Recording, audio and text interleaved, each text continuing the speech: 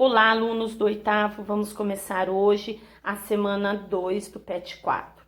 Vocês vão ter na página 64 e 65 o texto e depois as perguntas, tá? Esse texto ele vai falar um pouquinho no início sobre o século XV, onde Portugal aí teve o pioneirismo dele, né, nas navegações. Portugal vai encontrar novas rotas marítimas para as Índias, vai participar ativamente do comércio. Com isso, ele vai favorecer os nobres e burgueses e vai realizar colonização aí em várias regiões, na América, na África e na Ásia. E depois, no século XVIII, vem o período de crise em Portugal. Quais fatores que influenciaram essa crise, né, em Portugal? Primeiro, foi a concorrência aí de outros países no comércio europeu. Outros países vão começar a participar aí do comércio, tirando aí a supremacia portuguesa. Também as ideias iluministas vão também, né, afetar Portugal, já que as ideias iluministas se opunham ao governo, né, aos governos absolutistas monárquicos da Europa. Elas também eram contra os privilégios da nobreza e do clero, a intolerância religiosa e a falta de liberdade. A independência dos Estados Unidos é um outro fator que vai influenciar a crise portuguesa, porque ela vai motivar nas colônias da América, aqui em outras colônias, os ideais de independência. Vai haver também na colônia, né, americana, portuguesa, que hoje é o Brasil, a insatisfação da elite colonial com o domínio da coroa, com a exploração, com a excessiva cobrança de impostos. Outro fator, né, que vai propiciar a crise é a Revolução Industrial, porque isso vai fazer, a Revolução Industrial vai fazer com que a Inglaterra seja uma grande produtora, né, de produtos maquinofaturados. Ela vai se tornar, então, a maior potência industrial do globo. E isso vai fazer com que os ingleses busquem novos mercados na Europa e, assim, prejudiquem os negócios de Portugal. Para resolver esta situação, né, Portugal aí ameaçado, sofrendo, tá tendo uma baixa muito grande na produção de açúcar aqui no Brasil, porque a Holanda entrou no mercado, né, e começou a vender o açúcar mais barato, a cana-de-açúcar. Então já tá tendo um declínio da cana-de-açúcar e aí o início da atividade mineradora aqui no Brasil. Mas Portugal, então, está aí muito abalado, né? Uma crise muito grande, tanto política quanto econômica, tá? Porque está ameaçado o poder político do rei, e ao mesmo do rei de Portugal, do regime monárquico absolutista, e ao mesmo tempo a parte comercial, aí, a parte econômica, está ameaçada também. O que vai acontecer?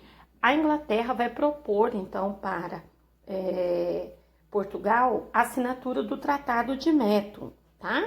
Esse tratado, ele é também conhecido como Tratado dos Panos e Vinhos. O que dizia o tratado? Ele abolia, né, os impostos sobre o vinho português que entrasse na Inglaterra, ao mesmo tempo em que Portugal também iria abolir os impostos sobre os produtos ingleses que chegassem em seu território. Então, esse é o Tratado de Methuen. Esse tratado, ele foi muito bom para a Inglaterra, porque a Inglaterra tinha muitos produtos, vendiam muitos produtos para as outras regiões e Portugal era um dos grandes mercados consumidores da Inglaterra. O vinho português, ele já não era tão aceito em Portugal, era vendido muito menos, tá? Então, esse tratado vai fazer com que Portugal se endivide com a Inglaterra, deva muito.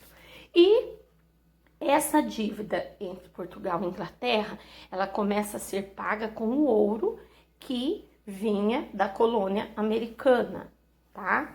Aqui, o Brasil. Esse ouro era usado, então, para saldar a dívida. Só que, com o passar do tempo, a produção de ouro na colônia, ela vai diminuir, porque o ouro é um recurso mineral não renovável, né? Ele se esgota. E essa diminuição vai fazer com que o rei de Portugal, a dívida cresça muito com a Inglaterra e Portugal em crise econômica, sem dinheiro nem para pagar as dívidas, nem para nada. O que Portugal faz então? O rei Dom José, ele vai nomear o Marquês de Pombal, né, Sebastião José de Carvalho e Melo, como primeiro-ministro e vai enviar ele aqui para a colônia com plenos poderes para que ele realizasse reformas administrativas e aumentasse aí a arrecadação de impostos, a rentabilidade, né, para a metrópole. Bem, o Marquês de Pombal, ele chega no Brasil e com a incumbência aí de aumentar a lucratividade, solucionar os problemas. Pouco ouro.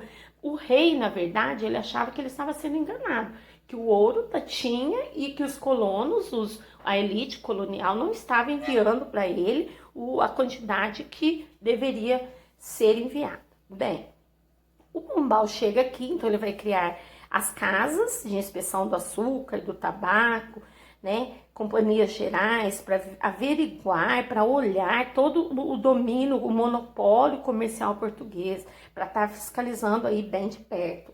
E para ficar bem perto da região da mineração, ele muda também a capital. Antes em Salvador, porque Salvador ficava próximo das regiões produtoras de açúcar, agora ele vai trazer a capital, a sede administrativa para o Rio de Janeiro, perto das minas, né, o centro de mineração.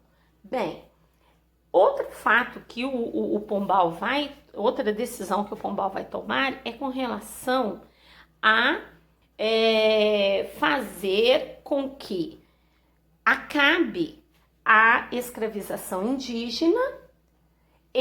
Para isso, ele vai abolir a escravização indígena e, ao mesmo tempo, ele vai expulsar os jesuítas aqui do Brasil. Primeiro, porque os jesuítas defendiam o indígena e os jesuítas eles eram contra a escravização. Isso fazia com que os donos do engenho, os grandes donos de mineração, entrassem em conflito constante com os jesuítas, tá? E isso era ruim para o rei. Então, o Marquês de Pombal vai proibir a escravização de índios e expulsa os jesuítas daqui, tá? Até porque seria uma forma dele evitar o confronto entre senhores de engenho e os jesuítas, diminuir os gastos da coroa com a igreja, né? E quando ele faz isso, ele usa, né? Ele vai querer, o Marquês de Pombal, ele vai propor aí o início aí do comércio dos escravos vindos aí da África. Ele vai estimular o rentável comércio de escravos. Com isso, o Marquês de Pombal, né, estimulando o comércio de escravos, ele busca solucionar a falta de mão de obra que existia aqui na colônia, já que os indígenas não podiam ser escravizados e eram poucos para trabalhar, né? Ele resolve o problema da mão de obra que estava faltando e, ao mesmo tempo, ele vai garantir uma grande fonte de lucro para a metrópole, já que esse tipo de comércio gerava muito dinheiro, tá? Depois, na outra página, nós vamos ver que vai falar um pouquinho do Napoleão e a chegada da coroa aqui no Brasil.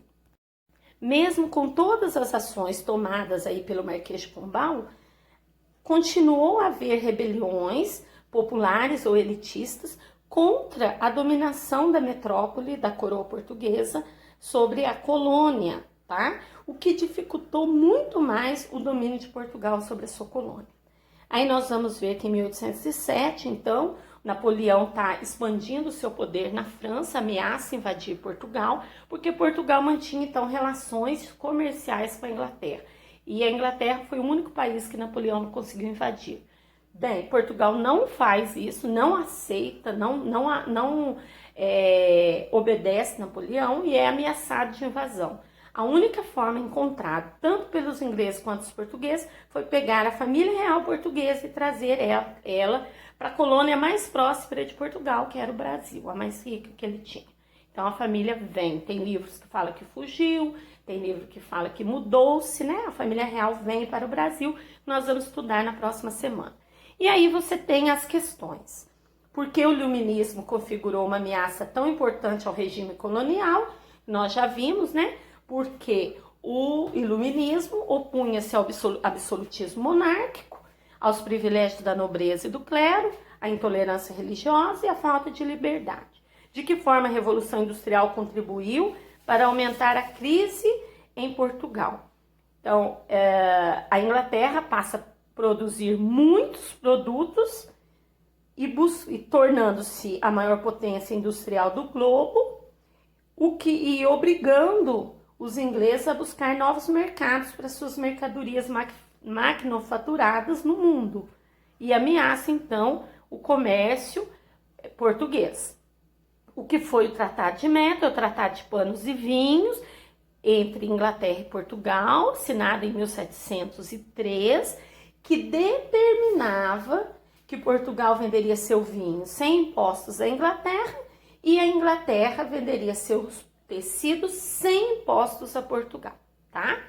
Quem foi o Marquês de Pombal? Então você tem aí também no texto o nome dele completo, né? E quem que ele foi? Ele foi o primeiro-ministro português que foi nomeado pelo rei Dom José I para vir à colônia portuguesa na América, com poderes de promover reformas administrativas na colônia e aumentar a rentabilidade para a metrópole. Também tem no seu texto.